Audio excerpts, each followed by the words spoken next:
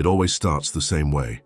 An empty feeling in your chest, a restlessness you can't quite name, and then, like a reflex, your finger slides across the screen. It's the body acting before consciousness. You weren't seeking pleasure. You were trying to escape pain. But no one ever told you that. No one explained that the craving for pornography, for forbidden clicks, for images that stimulate the mind for a few seconds, wasn't hunger for pleasure. It was hunger for direction, for meaning, for belonging. You were trying to run away from yourself, and that's the most perfect trap.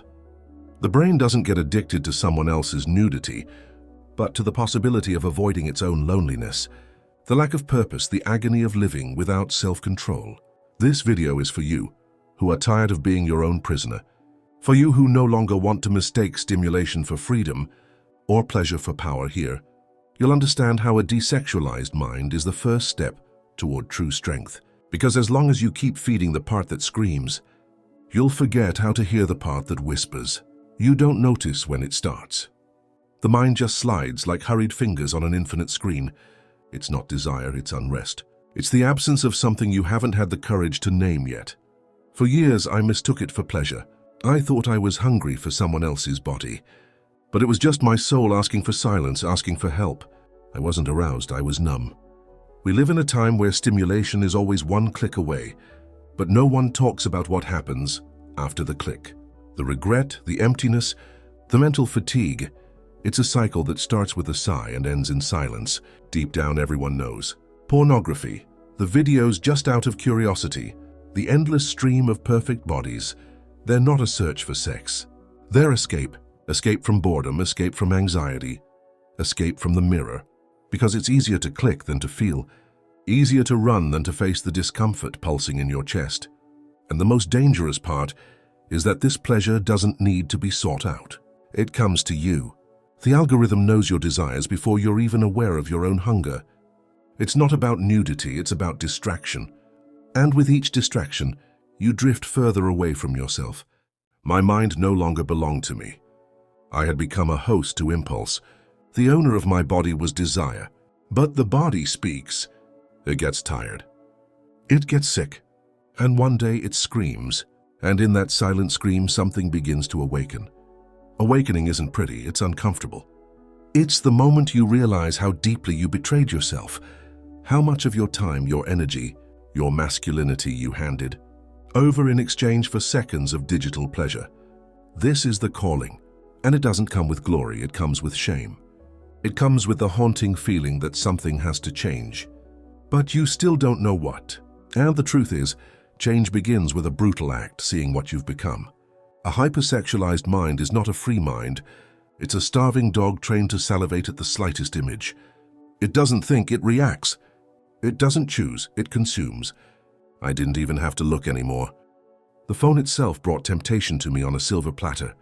Everything around us was wrapped in desire.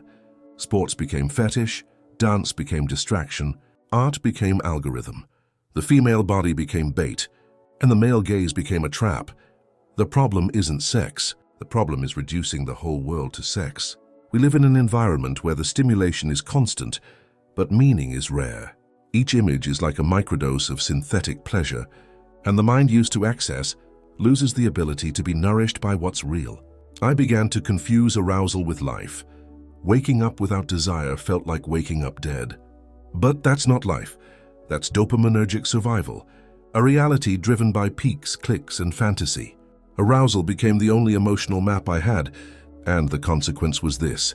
Your vital energy, what could be used to create, to love, to evolve, is wasted in invisible loops. A hypersexualized mind is a weakened mind. It thinks less, feels less. It has less clarity, less direction, less focus. It is designed to be distracted, not to awaken. And the most tragic thing is that this overstimulation doesn't only destroy the mind, it destroys the heart. You begin to see people as images, not as souls. Every woman becomes a profile. Every relationship a game. Affection becomes rare. Real connection impossible. I began to desire without love, to touch without feeling, to seek without finding. That's when I realized the problem wasn't the world. It was my brain. The world only offered what my mind was asking for. And if I wanted a new world, I'd have to rebuild my mind word by word, Gaze by gaze, impulse by impulse, desire is just the tip of the iceberg. Beneath it, hidden in the dark, lives the feeling you reject: anxiety, boredom, loneliness, self-loathing, swallowed rage, shame, never spoken aloud. Every time I felt something I didn't want to feel, my mind ran to the same place: digital relief. It wasn't about pleasure, it was about escape. It's easy to judge addiction from the outside. Harder is understanding that addiction is simply the desperate response of a man who doesn't know how to handle what he feels. You feel alone. No one replies to your messages. The phone is in your hand. You open Instagram, TikTok, YouTube, and there she is. The image that says nothing but promises everything.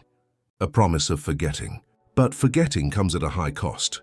Each click numbs the body and lulls the soul to sleep. I didn't want to climax, I wanted to disappear. Porn, videos, triggers, they're like cloths thrown over mirrors. They stop you from looking at yourself.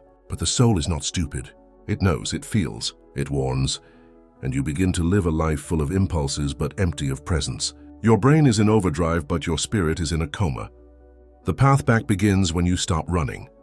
When for the first time, instead of rushing toward stimulation, you sit with the discomfort. You feel what you've been trying to avoid. I started meditating, not out of wisdom but out of desperation. 5 minutes sitting, feeling the pain, and finally, it began to speak to me. And it was in that silence that the rebuilding began. Not in pleasure, but in the pain I dared to face. A brain addicted to easy pleasure is like a scorched field, barren, rootless but still fertile. It needs something new to grow. Not repression, but substitution. Stopping wasn't enough. I had to build a life I didn't want to escape from. Porn fills the time that life left empty. The mind seeks pleasure only because daily life has become dull, soulless, riskless. And here's the truth no one tells you. The only way to overcome artificial desire is to fall in love with a real life. You need excitement, but not just any. You need the kind that comes from presence, from movement, from discovery. I started hiking trails. I picked up my guitar again. I began talking to strangers. And strangely, I started to feel alive again. The mind needs adventure. If you don't give it one, it will chase the easiest fix, a 30-second video. But give it something better. Give it purpose. Give it effort. Give it the butterflies of a new challenge. Men weren't made to live sitting down. Men were made to build, to fail, to try, to bleed, to love, to fall again and still move forward. It's that struggle that produces true dopamine. You want to stop seeking pleasure in videos, then put pleasure into life itself. Create real memories. Do something that lifts you. The day I laughed with true friends around a campfire, I realized what I had been chasing in digital. Pleasure was just that, the feeling of being whole. Reprogramming the mind means teaching the brain to fall in love with life again. And life, despite the pain, is infinitely more exciting than any fantasy. You don't overcome addiction with willpower alone. You overcome it with environment, with silence, with absence. I used to think I was weak, but I was just surrounded by traps. Every explore button, every follower you keep just because she's pretty, every recommended video you pretend not to know why it showed up, they're small traps you left behind yourself, as if you wanted to be tempted. But here's the brutal truth. If you keep feeding the wolf, it never leaves. And this isn't about censorship. It's about self-respect. Start as someone performing a spiritual cleanse. Review your feeds, block, deactivate, unfollow, clean out everything that feeds the part of you you're trying to quiet. With every button I pressed while cleaning my phone, it felt like I was cleaning my mind. Imagine your mental diet like your physical one. You might eat sweets now and then, but what if you lived only on sugar? Would you get sick? Lose energy? Lose clarity? The same happens to your mind. Content is the nourishment of thought, and repeated shallow. Unrestrained sexual content is fast food for the soul. This isn't about morality. It's about focus, clarity, direction. I began to choose what I consumed, like someone choosing what to plant, because one day that will grow inside of me. Mental diet is the first step toward invisible freedom, the kind you can't see on the outside but deeply feel within. And that freedom is the fertile soil where true masculinity is reborn. At first, silence is scary. It exposes everything that noise used to hide. But over time, silence becomes refuge, then a weapon, and finally inner power. When the impulse came, I would breathe, not to fight it, but to let it pass like a cloud. That's the difference between an ordinary man and an awakened man. The first is driven by impulses. The second watches them pass, like a river, and does not dive in. You don't need to conquer desire with brute force. You simply need to stop feeding the monster, and every day cultivate a mind that can sit peacefully with its own emptiness. Start one day at a time. 5 minutes where you don't run, don't click, don't respond. Just exist. Just observe. That's where true strength is born, in the man who needs nothing to feel whole. The desire still came, but I was no longer the same. I didn't kneel. I looked the impulse in the eye and smiled. A desexualized mind isn't a cold mind. It's a mind that has learned to love what's real. And that love is indestructible. If this message spoke to you, don't keep it to yourself. Share it with a friend who's been silent, struggling, falling, and trying again. Here on the channel, we don't chase perfection. We seek awareness. Subscribe, turn on notifications, and leave your comment below. What was the most honest moment of this video for you? Because sometimes one sentence is enough to change the course of a life. See you in the next awakening.